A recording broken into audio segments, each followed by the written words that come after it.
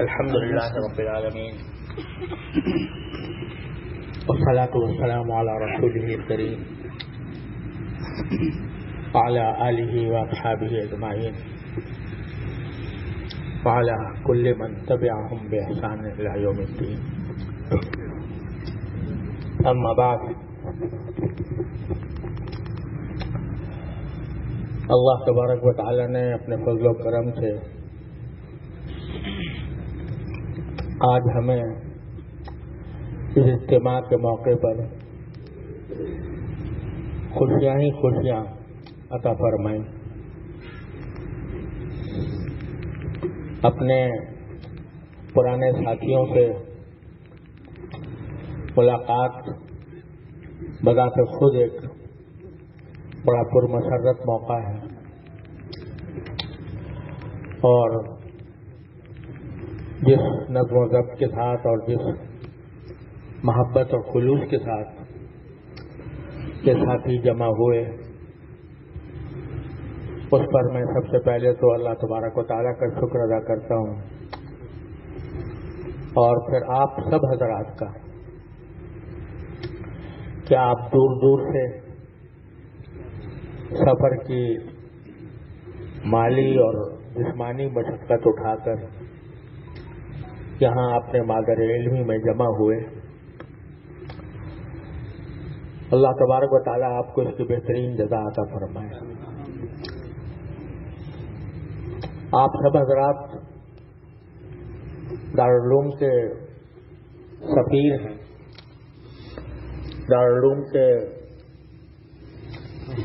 پیغام کو دنیا تک پہنچانے کے لیے اللہ تعالیٰ نے آپ کو قبول فرمایا ہے. تو علاوہ اس بات کے کہ آپ حضرات سے صرف ملاقات بھی اور آپ کے ساتھ صرف جمع ہو جانا بھی اللہ تعالیٰ کا بہت بڑا کرم ہے اور بہت بڑی خوشی کا موقع ہے. لیکن اس کے ساتھ ساتھ آج ہم نے اپنے ان محبوب ساتھیوں کی جو کارگزاریاں سنی، اس کی وجہ سے ایسا لگتا ہے کہ جسم میں سیروں خون بڑھ گیا. اس بات کی ایک اپنے طلباء کے خادم کو کے لیے اور کیا بڑی مسرت ہو سکتی ہے کہ اس کی روحانی اولاد وہ نہ صرف یہ کہ اپنے پاؤں پر کھڑی ہے، بلکہ اس مقصد کے لیے وہ جہاں آئے تھے اور جس مقصد کے لیے انہوں نے طلب علم کا سفر طے کیا، اللہ تبارک و تعالیٰ نے اسی مقصد کے اندر ان کو قبول فرما لیا. بہت سے ساتھی ایسے ہیں کہ جو الحمدللہ امامت و خطابت کے ذریعے دین کی خدمت انجام دے رہے ہیں، اور یہ امامت و خطابت کوئی معمولی چیز نہیں ہے. عام طور سے لوگ اس بات پر زیادہ فخر کرتے ہیں کہ انہیں جدید تعلیمی اداروں میں ڈگریاں حاصل کی. الحمدللہ وہ بھی اپنی جگہ بڑی عظیم خدمات انجام دے رہے ہیں. لیکن جو حضرات امامت و خطابت میں ہیں وہ بھی میرے نزدیک بہت بڑا عظیم کام کر رہے ہیں، اور امامت و خطابت ایسی چیز ہے کہ جو بسا اوقات زندگیوں میں تبدیلی لاتی ہے، زندگیوں میں انقلاب لاتی ہے. جو حضرات ایسے ہیں جو مدارس میں تعلیم دے رہے ہیں یا جنہوں نے مدارس اور ادارے قائم کیے ہیں، وہ اس لحاظ سے بہت مبارکباد کے مستحق ہیں کہ انہوں نے جو علم حاصل کیا اس کو دوسروں تک پہنچانے میں سرگرم ہیں، کوشاں ہیں، اور اللہ تعالیٰ کے فضل و کرم سے وہاں کامیابیاں حاصل کر رہے ہیں۔ جو تصنیف و تعلیم کے میدان میں یا جنہوں نے تحریر کے ذریعے دین کے مختلف گوشے دنیا کے سامنے پیش کیے ہیں، وہ ان کا ایک صدقہ جاریہ ہے جو انشاءاللہ ساری زندگی اور اس کے بعد بھی ان کے لیے جزائے خیر کا سبب بنے گا۔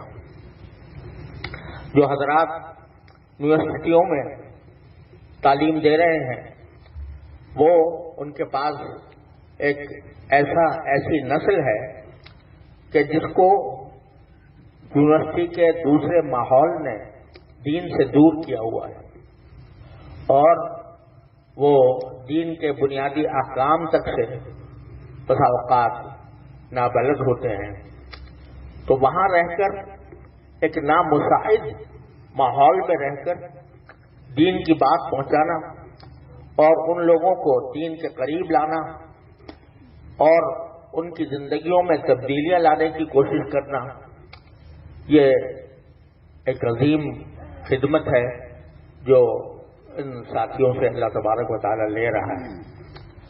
تو اللہ تعالیٰ ان سب کو اپنی کوششوں میں کامیاب فرمائے، سرخرو فرمائے، اور ان کی خدمات کو اپنی بارگاہ میں شرف قبول عطا فرمائے۔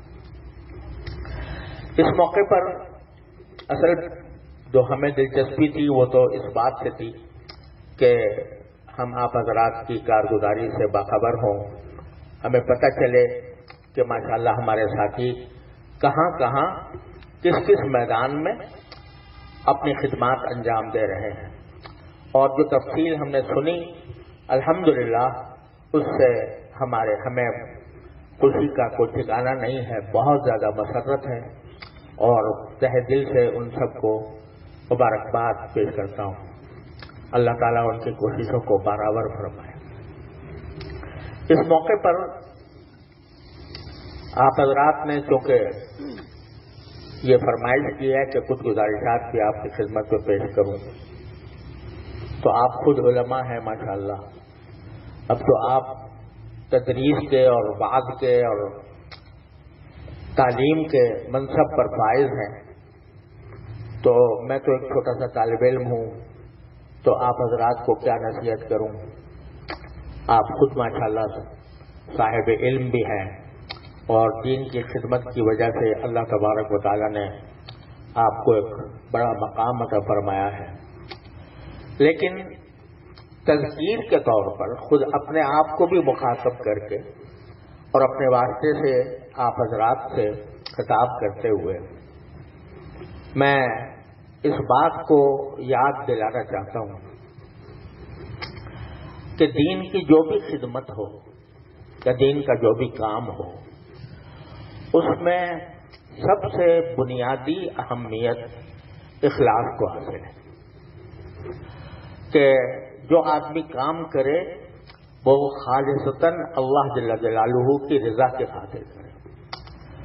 الحمدللہ یہ علم بہت بڑی دولت ہے، بہت بڑی نعمت ہے، لیکن شیطان عام طور پر اس طرح راہ مارتا ہے کہ اس علم کو بجائے اللہ تبارک و تعالیٰ تک پہنچانے کے وہ اس طرف متوجہ کر دیتا ہے کہ تمہاری شہرت ہوگی، تمہارا نام ہوگا، تمہارے کاموں کو لوگ سراہیں گے، لوگ داد دیں گے اور تعریفوں کے پل باندھیں گے، تمہارے تقدس کا چرچا ہوگا، تمہارے ہاتھ چومے جائیں گے، تمہارے گلوں میں ہاتھ ڈالے جائیں گے۔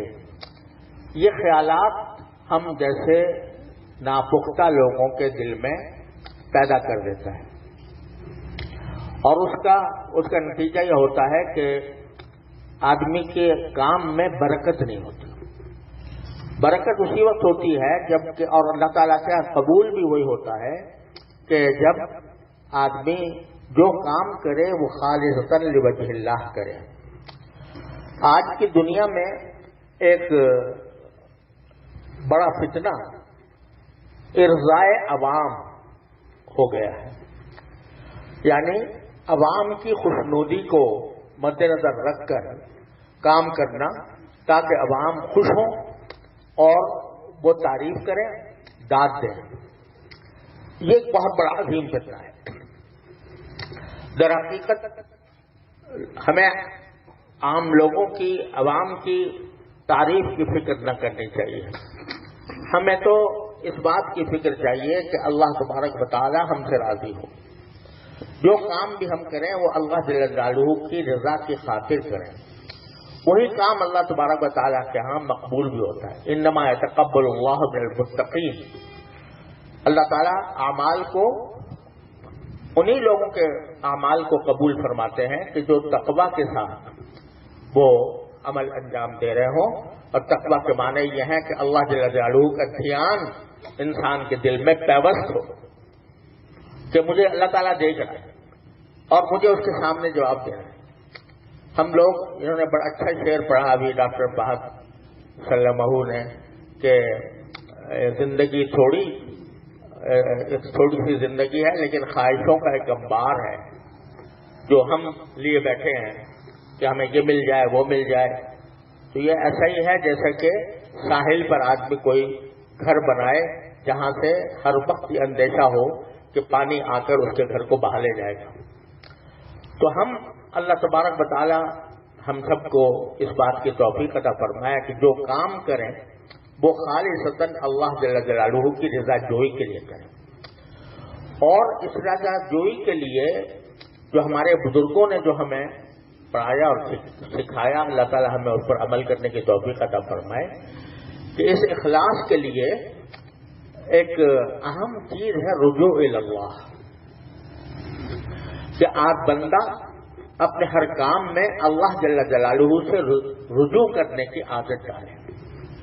جو کام بھی کرنے جا رہا ہے تو پہلے اللہ تبارک و تعالیٰ کی بارگاہ میں یہ دعا کر لے کہ یا اللہ یہ کام میں کرنے جا رہا ہوں، اپنے فضل و کرم سے ایک تو مجھے اخلاص عطا فرما دے اور دوسرے اس کام کو اپنی رضا کے مطابق تکمیل تک پہنچانے کی توفیق عطا فرما دے.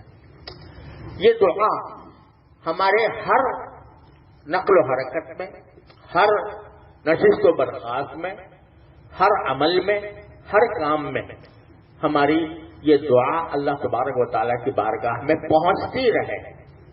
یعنی جب بھی ہم کوئی کام کریں تو چاہے زبان سے چاہے دل میں اللہ تبارک و تعالیٰ سے رجوع کر کے یہ مانگ لیں کہ یا اللہ مجھے اس کام میں اخلاص بھی عطا فرما اور اپنی رضا کے مطابق اس کو انجام دینے کی توفیق عطا فرما.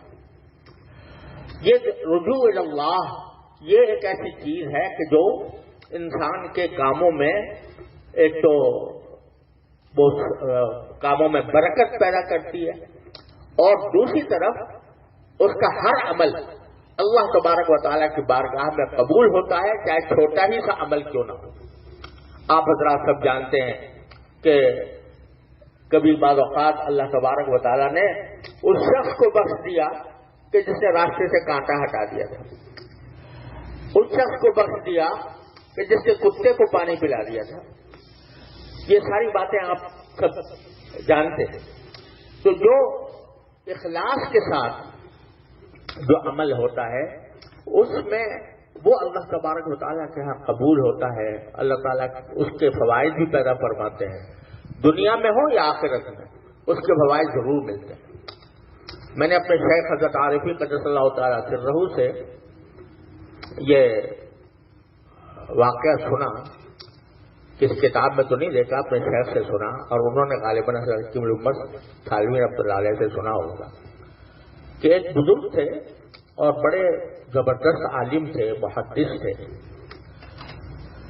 اور انہوں نے بہت کتابیں لکھی، تصنیفات کی، بہت سے لوگوں کو پڑھایا. تو جب ان کی وفات ہوئی تو کسی نے ان سے پوچھا کہ آپ کے ساتھ اللہ تبارک و تعالیٰ نے کیا معاملہ فرمایا؟ تو انہوں نے فرمایا میرے ساتھ عجیب معاملہ ہوا.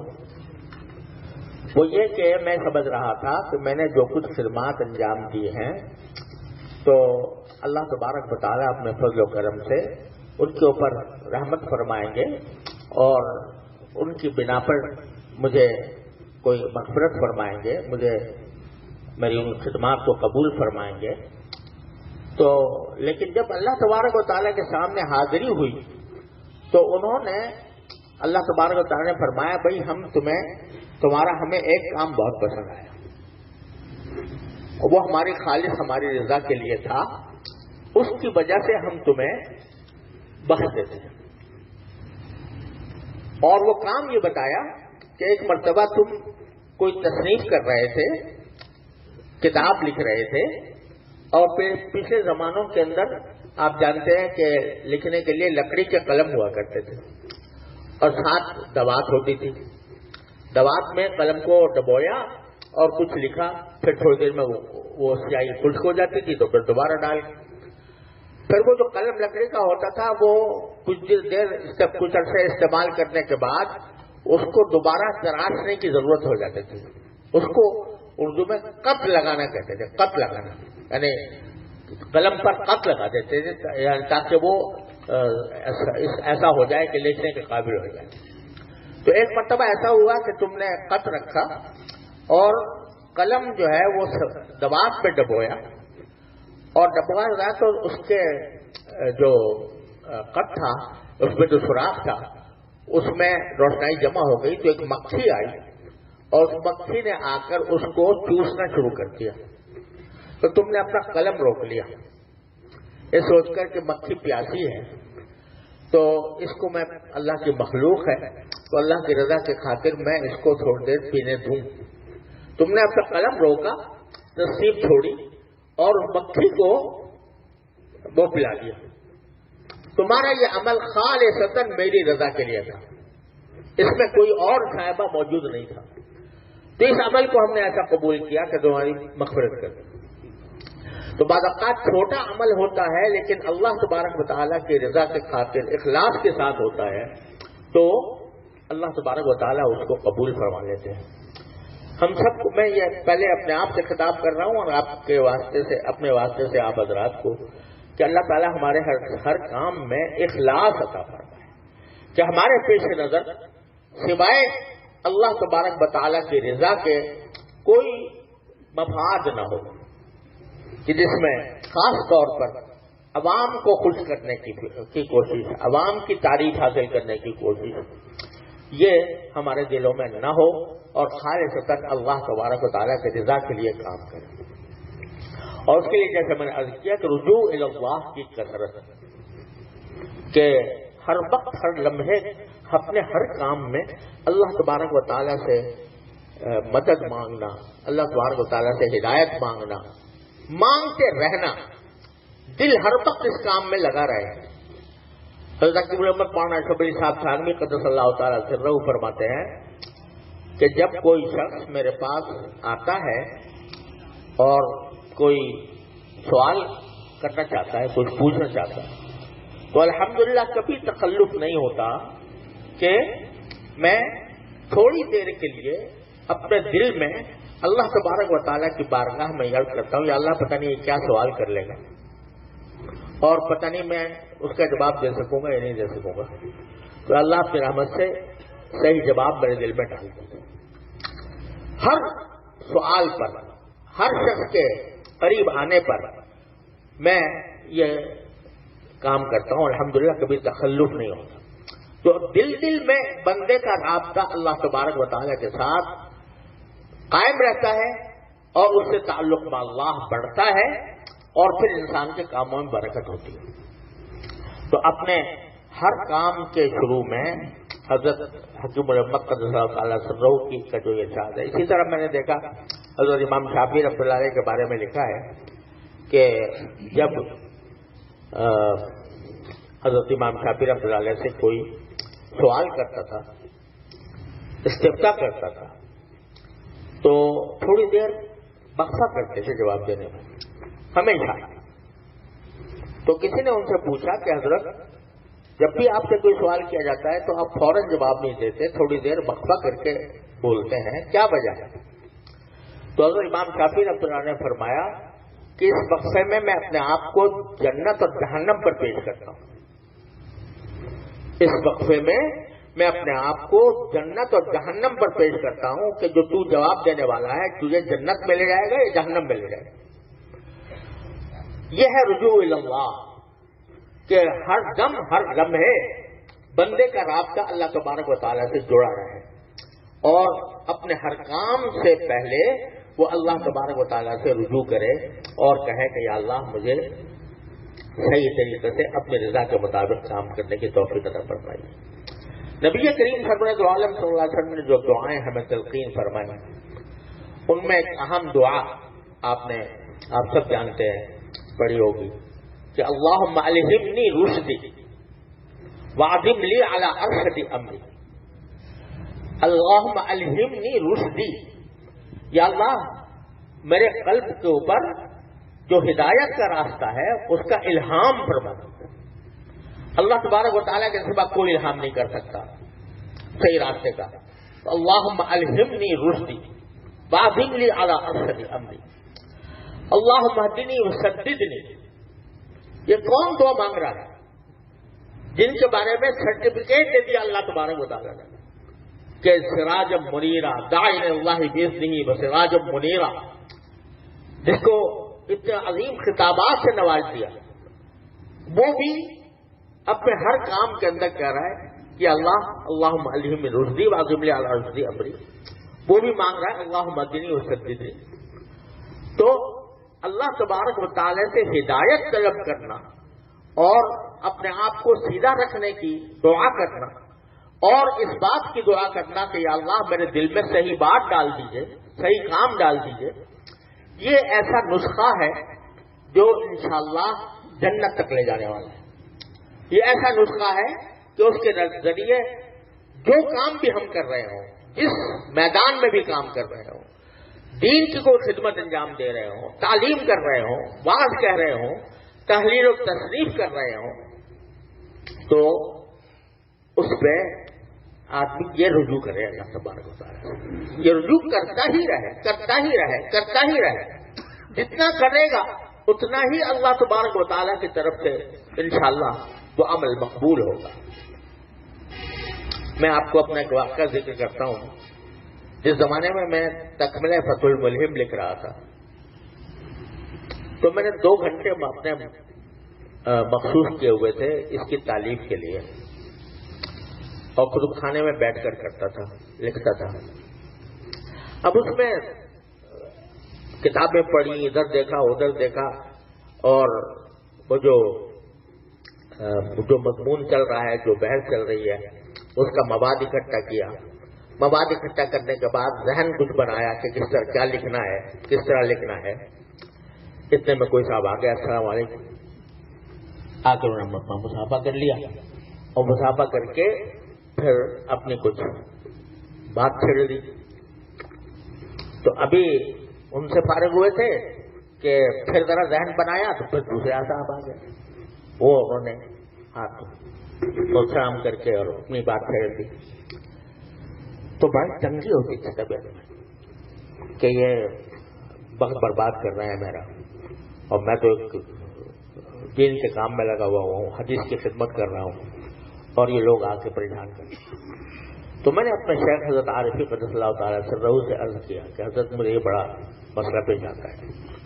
میں جب لکھتا ہوں تو لوگ آ کے آ جاتے ہیں، سلام کرتے ہیں، بیٹھ جاتے ہیں، باتیں کرنے لگتے ہیں. تو حضرت نے مجھ سے فرمایا یہ بتاؤ کہ تم یہ جو کتاب لکھ رہے ہو یہ اللہ تعالیٰ کی رضا کے لیے لکھ رہے ہو یا کوئی اور مقصد ہے؟ میں نے کہا حضرت ظاہر تو یہی ہے کہ میں اللہ تعالیٰ کی رضا کے لیے لکھ رہا ہوں، ارادہ تو بتائے دل میں یہی ہے. کہا کہ جب اللہ کی رضا مقصود ہے، اللہ تعالیٰ کی رضا مقصود ہے، یہ کتاب لکھنا مقصود ہے. اللہ تعالیٰ کی رضا مقصود ہے تو ایک شخص آیا ہے مسلمان، وہ آپ کو سلام کر رہا ہے اور آ کر وہ آپ سے تھوڑی دیر بیٹھتا ہے تو وہ ضیف ہے، ایک مہمان ہے. اکرام ضیف جو ہے یہ بھی تو اللہ تبارک و تعالیٰ نے کچھ اس کی ہدایت دی ہے کہ مہمان کا اکرام کرو. تو اب پہلے اللہ تعالیٰ کی رضا یہ تھی کہ تم وہ لکھو، اب اللہ تعالیٰ کی رضا اس میں ہے کہ اس کا اکرام کرو، اس سے اس کا حق ادا کرو. تو ہاں یہ ضرور ہے کہ ضعیف مہمان کا حق اکرام ضرور ہے، لیکن مہمان کا حق وقت ضائع کرنا نہیں. لہذا اس سے تنگ دل نہ ہوا کرو، تنگ دل ہونے کے بجائے اس کا اکرام کر کے اس کا حق ادا کر لو. یہ سمجھو کہ یہ بھی وہی کام کر رہا ہوں جو پہلے کر رہا تھا، کیونکہ وہ بھی اللہ کے لیے رضا کے لیے تھا اور یہ بھی اللہ تعالیٰ کی رضا کے لیے. البتہ وہ زیادہ اگر وقت برباد کرنے لگے تو وقت برباد کرنے کا تو حکم بھی نہیں ہے، اور نہ کسی مہمان کا حق ہے کہ وقت برباد کرے. تو پھر مناسب طریقے سے اس کو کس طریقے سے کوئی عذر کر دو، کوئی رخصت کر دو. لیکن جو بات بتائی وہ یہ کہ وہ تم کام کر رہے ہو وہ اللہ کی رضا کے لیے کر رہے ہو یا کسی اور مقصد سے کر رہے ہو. اگر اللہ کی رضا کے لیے مقصود ہے، رضا مقصود ہے، تو جس کام میں اللہ تعالیٰ کی رضا ہو وہ حدیث کی شرح لکھوا دے، اور وہ چاہے تو جھاڑو پھیرنے، مسجد میں جھاڑو پھیرنے سے اپنی رضا عطا فرما دے، جس چیز سے بھی وہ رضا عطا فرما دے، وہی کام مقصود ہے، وہی کام محمود ہے، وہی کام ایسا ہے کہ جس کو یہ سمجھنا چاہیے کہ وقت کا صحیح مصرف ہے. تو دو باتیں میں یہ گزارش کرنا چاہتا ہوں اپنے آپ سے پہلے اور آپ حضرات سے بعد میں، کہ اللہ تبارک و تعالیٰ کی اخلاص کی سب سے زیادہ اہمیت ہے، اور اللہ تبارک و تعالیٰ کے نزدیک اخلاص ہی در حقیقت مقبول ہے. تو اپنے ہر کام میں کام شروع کرنے سے پہلے اخلاص، ایسا بعض لوگ یہ سمجھتے ہیں، یہ بھی اگر آپ اس کی وضاحت بھی کر دوں کہ بعض لوگ یہ سمجھتے ہیں کہ ہمیشہ اس شک میں رہتے ہیں کہ بھئی ہم نے کام تو شروع کیا تھا اللہ تعالیٰ کی رضا کے لیے، دل میں وسوسے آنے شروع ہو گئے، کبھی لوگوں نے تعریف کر دی تو اس سے بہت خوشی ہو رہی ہے، کبھی کسی نے اگر اس کے اوپر تنقید کر دی تو اس کا رنج ہو رہا ہے، وغیرہ وغیرہ. تو اس کی وجہ سے شک ہو جاتا ہے کہ آیا اخلاص پورا تھا یا نہیں تھا. تو حضرت کبیر احمد قدس صاحب تعالیٰ کی بات آپ سے نقل کرتا ہوں. حضرت فرماتے ہیں کہ اخلاص بھی امر اختیاری ہے اور ریاکاری بھی امر اختیاری ہے. تو اگر کام کو شروع کرتے وقت نیت درست کر لی، شروع کرتے وقت نیت درست کر لی اور اللہ تعالیٰ سے مانگ بھی لیا کہ اللہ میں اخلاص کے ساتھ ہی کام کرنا چاہتا ہوں، تو بعد میں اگر اس طرح کے وسوسے آتے ہیں تو حضرت کے الفاظ یہ ہیں کہ ریا جا کر لوگوں کو لپٹتے نہیں پھرتی. یہ الفاظ ہے، ریا جا کر لوگوں کو لپٹتے نہیں پھرتی. یعنی ان وسوسوں کی وجہ سے یہ نہ سمجھنا چاہیے کہ میں اخلاص سے محروم ہو گیا، بلکہ جب محرک اصل داعیہ کسی کام میں اللہ جل جلالہ کی رضا ہو تو پھر بعد میں یہ وسوسے آتے ہیں تو شیطان ڈالتا ہے. انما النجوى من الشیطان لیحزن الذین آمنوا، انما النجوى من الشیطان لیحزن الذین آمنوا وليس بضارهم شيئا الا باذن اللہ. تو اس وجہ سے ان وسوسوں کو تو پرواہ نہ کریں، لیکن جو شروع میں کام شروع کر رہے ہیں جب، تو اس وقت میں نیت کو خالص کرنے کا اہتمام اور پھر اس کو باقی رکھنے کے لیے رجوع اللہ کا اہتمام. چلتے پھرتے اٹھتے بیٹھتے دو چیزوں میں عرض کیا کرتا ہوں اور ہمارے حضرت والا کی تعلیم کا میں نچوڑ سمجھتا ہوں کہ ایک کثرت شکر، اللہ جل جلالہ کی نعمتوں پر شکر کی کثرت. جو چھوٹی سے چھوٹی نعمت حاصل ہو اس پر دل ہی دل میں چاہے کہہ لو الحمدللہ، اللہم لک الحمد لک الشکر. چھوٹی سے چھوٹی ہوا چلی اچھی لگی، اللہم لک الحمد لک الشکر. بارش ہوئی اچھی لگی، اللہم لک الحمد لک الشکر. کھانا اچھا آیا، اللہم لک الحمد لک الشکر. پیاس لگی پانی مل گیا، اللہم لک الحمد لک الشکر. ہر چھوٹی سے بڑی نعمت پر اللہ تبارک و تعالیٰ کا شکر ادا کرنے کی عادت ڈالنا. اور دوسرے، ہر چھوٹی بڑی حاجت اللہ جل جلالہ کے سامنے پیش کرنا اور کرتے رہنا.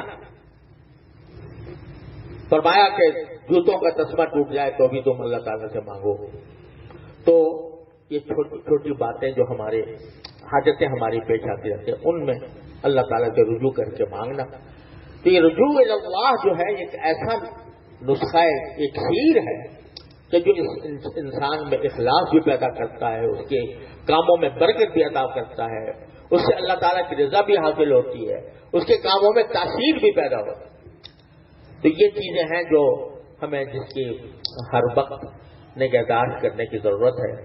جو فرد جہاں ہے وہ ہمارا ستارہ ہے, وہ ہمارے لیے ایک نعمت ہے, وہ ہمارے لیے ایک بہت بڑا صدقہ جاریہ ہے. جو کام بھی وہ کر رہا ہے وہ ہمارے لیے صدقہ جاریہ اللہ تعالیٰ بنا دیتے ہیں اپنے فضل و کرم سے. ہم تو اس لائق نہیں ہیں لیکن وہ اپنے فضل و کرم سے بنا دیتے ہیں. لیکن جہاں پر بھی ہو, جس جگہ بھی ہو, ان دو چیزوں کو مضبوطی کے ساتھ تھام رکھنے کی ضرورت ہے. ایک اخلاص, دوسرے رجوع اللہ. اللہ تبارک و تعالیٰ اپنے فضل و کرم سے, اپنی رحمت سے ہمیں ان پر عمل کرنے کی توفیق بھی عطا فرمائے, اور آپ میں سے ایک ایک کو اللہ تبارک و تعالیٰ اپنے بارگاہ میں ایسا مقبول فرمائے کہ آخرت میں وہ جا کر انبیاء اور صالحین کے ساتھ اس کا حشر ہو. اللہ تعالیٰ ایک ایک کو اپنے دین کے لیے ایسا خادم بنا دے, ایسا مخلص بنا دے, ایسا ایثار کرنے والا بنا دے کہ اپنے فضل و کرم سے اللہ تعالیٰ اس کے ایک ایک عمل کو قبول فرمائے, اس میں برکت عطا فرمائے, تاثیر عطا فرمائے, اور اس کے ذریعے ان اندھیروں میں اجالا پیدا فرما دے. بس اس دعا کے ساتھ, ان کلمات کے ساتھ میں آپ حضرات کا دوبارہ شکریہ ادا کرتا ہوں کہ آپ نے محنت جھیل کر خرچ کر کے اس اجتماع کا اہتمام کیا, یہاں تشریف لائے, اساتذہ سے ملے. اللہ تبارک و تعالیٰ آپ کے تمام کاموں کو اپنے بارگاہ میں قبول فرما کر آپ کو مزید سے مزید خدمات دینیہ کی توفیق عطا فرماتا رہے. وآخر دعوانا الحمدللہ رب العالمین. اللہم آمین. اگر حضرت والا کی اجازت ہو تو ساتھیوں کے کچھ سوالات پیش کریں.